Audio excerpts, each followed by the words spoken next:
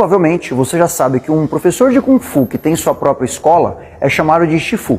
Este título, que é feito da união dos termos pai e professor, indica que a pessoa que ensina habilidades técnicas, que são os movimentos de Kung Fu, mas também ensina valores e virtudes, como os que estão presentes no Wudi. Mas existem outros títulos que fazem parte da cultura marcial do Kung Fu. Vamos falar de alguns deles. O Shifu do seu Shifu tem o título de Shigon. Isso pode ser traduzido como avô marcial. É meio óbvio, né? Se o seu Shifu é seu pai marcial, o Shifu dele vai ser o seu avô marcial. O próprio termo Shifu tem algo curioso.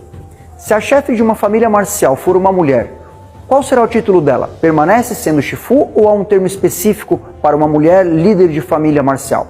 Neste caso, ela também vai se chamar Shifu, porque não existe flexão de gênero nesse termo. Isso acontece porque a sociedade chinesa tradicional é de natureza patriarcal. Isso significa que a ideia de pai caminha para líder de uma família. A companheira de um Shifu também tem um termo próprio, que é Shimu. Meio óbvio também, o termo Shimu pode ser traduzido como mãe marcial. E aqui tem uma sacada. Não necessariamente a Shimu precisa saber qualquer coisa a respeito de Kung Fu para ser uma Shimu. Por que isso acontece? Normalmente a Shimu vai cuidar de aspectos que são complementares ao treino e à formação dos alunos. As atividades da Shimu, de certa forma, lembram o papel de uma primeira-dama num governo qualquer.